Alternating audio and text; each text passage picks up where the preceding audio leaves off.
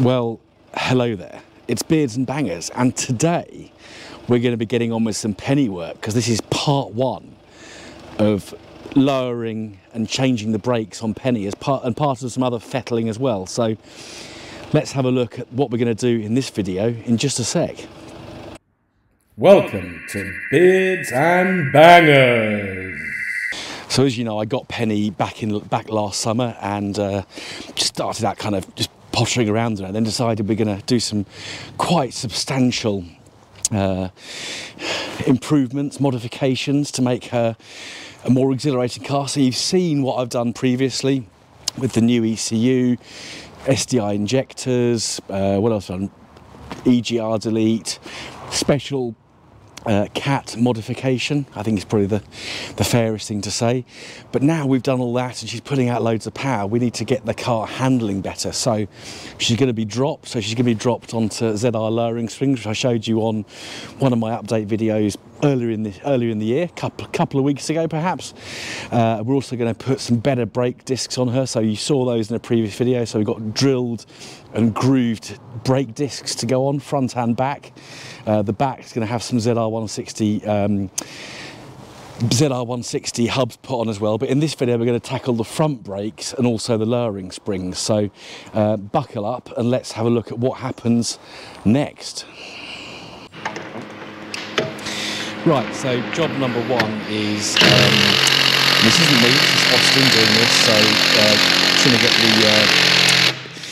the suspension turret undone. Now this bolt was particularly annoying, so yeah, some lubricating, penetrating fluid, and while he was there he put a bit of penetrating fluid around the top of the strut as well, just to get those bolts loosed. Yeah, this bolt was a particular pain. So quick look at the reminder of the parts. So we've got the lowering springs, ZRT lowering springs, MGTF steering wheel, lovely Alboni sticker, clock spring for the steering wheel, brand new wheel bearings for the rear, well we won't see those in this video, the discs and pads, and then the braided hoses, as well as a stainless steel turner outlet pipe, which will go on another time. Yes, I had to get a bit of heat in this fixing here, because it just did not want to come out. So just using a blowtorch just to heat that up, and that will help to release it. So yeah, back of where the bolt goes into, and the head of the bolt itself. Obviously key thing is to make sure that your brake lines are nowhere near it, because you don't want to burn those. Moving to the back of the car, yeah, the rear shocks were a little bit easier to get undone. So yeah, just got Austin holding it, just so it doesn't flop on the floor, which it didn't. And then Lewis there. And Lewis may well feature on Beards and Bangers in the future, because he's got an interesting project, which I'm keen to talk to him about and show you guys as well. So there's the rear arms freed off from the shock absorber. And then yeah, back to this rather annoying bolt. You can see it just getting rounded out, which is really frustrating. So I think, yeah, this would have been a much quicker process. And then here's the ball joint separator going on there. I think I'm narrating this after the event, because we didn't speak while we were filming this, which was a bit eerie, but yeah, eventually I actually jumped on that thing and Fat Man Power managed to separate the ball joint. Yeah, that side came off a lot easier. So what they're doing there is just basically removing some bolts. So the fixing with the shock absorber, where the spring sits over it, can be released nice and easy. And this is, yeah, this rather nice ball joint separator. Austin is using all his weight there to try and get it free, but I think I had to jump on that thing in the end, which was quite amusing. So we fat people are helpful, but eventually we managed to free it all off, or they managed to free it all off. So here we'll see Lewis getting this suspension component removed, and after a bit of wiggling and prising around and removing cables and brake pipes and whatever else is attached there, he managed to get it out. Yeah, old metal, 20-year-old metal, it's probably never been off, and it just takes sometimes a little bit of effort to get these things off. So that's why I wouldn't even attempt to do something like this myself. Hats off to Mr. Matt from Furious Driving, because he does do stuff like this himself, and I applaud him for it. So the spring compressor just basically pushes the spring. You've got two kind of areas where it sits into, and this is how you get the shock absorber out of the spring, and the reverse to put the new spring on. So there is one front spring, and there's one rear spring. So you can see, yeah, nice and red, so you can really see them, and you can see their lures just attaching it. You've got 2 bolts, I think, in the boot, so you have to peel back the carpet and do those up. So that's what it looks like from above, and that's what it looks like without the shock absorber and spring fitted in. So you've just got a little hole in the metalwork. The great news is the metalwork Penny's panels are actually okay, so that's really good news. Little view back up into the boot. So that's how your rear arm is suspended, and there is that other side of the rear put back together. And there's the old brake discs, brake drums, sorry, that are going to get ripped off at some point. So Austin's just now removing the brake line. Again, never been taken off. Guessing that's the original brake hose that came with the car. So everything's just a bit tight and a bit awkward, and he's in there. He's very good. There was no swearing, and then impact screwdriver to remove the old brake discs on the other side. So it's just a screwdriver with quite a solid body, which you tap, and that undoes everything. So one tap, and that screw that holds the brake disc in place comes off, and that's my feet. So there's the new caliper set up, well, not new caliper set up with the lovely braided brake hoses. You can see the olive shining away there. Well, this is Austin's YouTube debut on Beards and Bangers. Proper YouTube debut. Oh, wouldn't it? You were in the...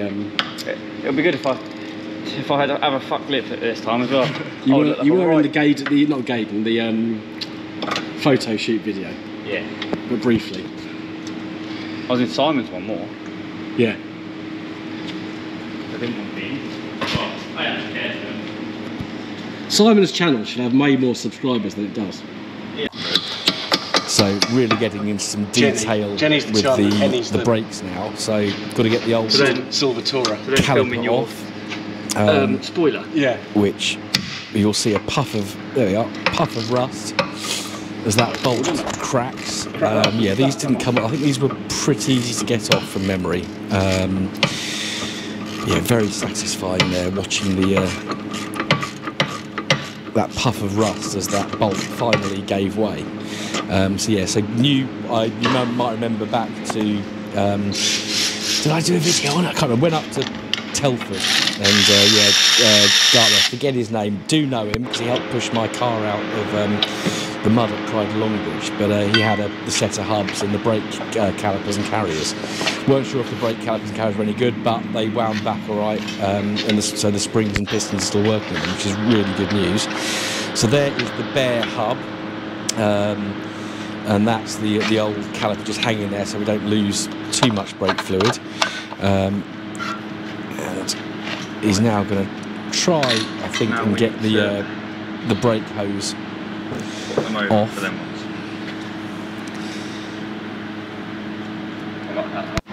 Momentary pause. So yeah, there we are. New brake hose is in. They're just going to do that up, and then we can see this front hub beginning to be built up, which is it just looks so good. So yeah, cleaning the actual hub itself with a little wire brush on a cordless drill, just to make sure we've got a really good mating surface, keep that surface rust down, so around the hub and then onto the screws as well, just to really make sure everything's nice and clean. The back plates on the hubs are actually really thin metal. You can bend them, manipulate them into shape very easily. And then there it is, look at that lovely brake disc. It's just, it's almost too good to drive with the car. Yeah, drilled and grooved discs, better dissipation of heat. Drilled, grooved and vented on the front. So yeah, impact screwdriver. Just one screw in there because obviously you've got the wheel bolts holding that off. It's not going to come off. But doesn't that look lovely? Isn't that It does.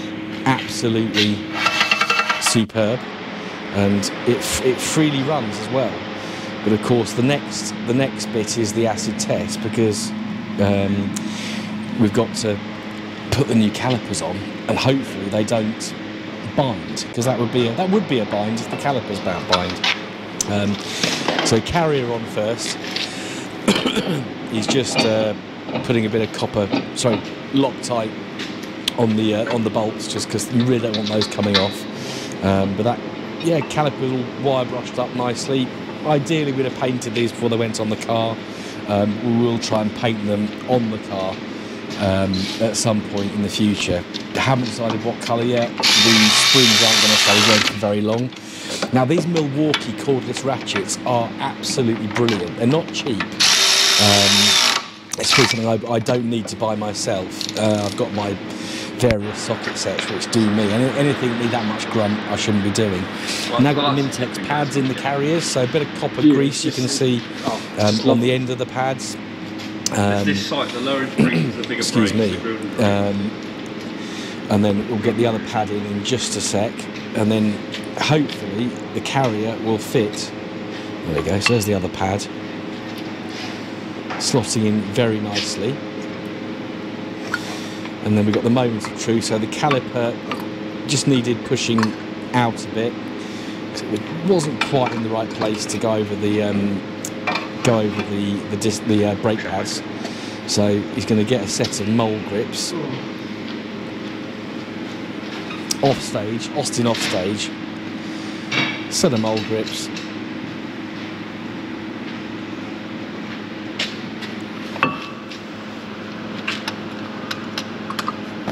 Just a bit of a squeeze. Now I'll just open the caliper up a little bit more, and as you will see in just a second, on goes the caliper, ready for fixing in place. So just 2 bolts, bottom and top, to hold that in. I know what the car looks like now it's done. You guys are going to have to wait, but just doing this transforms the car. They look so good through the gaps in the alloy wheels. It's really, really, really very nice. Up. Down. Up. Down. Pump 10 times and hold.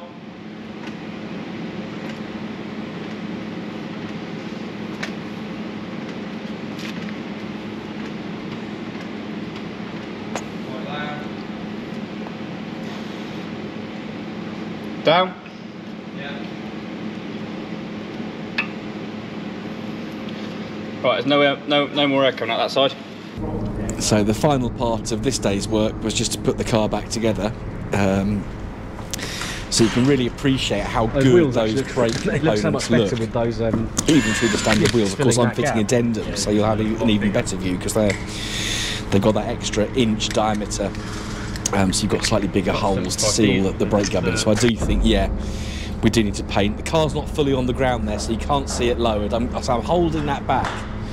I am holding that back, so you guys get to see it fully done, because I'm really excited to the prospect of showing you this car when it's really finished. Obviously, we've got new wings to go on as well.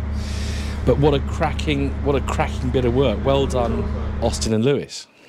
So thank you for watching this penny-based video. You thought you were going to see the car lowered. You're not. You're going to have to wait till the next part of this episode. This is a 2-part episode, so if you want to see what happens at the end when we've done the rear brakes, adjusted the shock absorbers, put the addendums on with the new tyres, and done a few other little bits of fettling as well, then hit that subscribe button with the notification bell as well, and you'll get notified when the next episode or next part of this episode comes out. So thank you for watching. Don't forget to subscribe anyway, like, share, comment, all those things, and I'll see you again in the next episode of Beards and Bangers, hopefully with Penny very, very soon. Goodbye.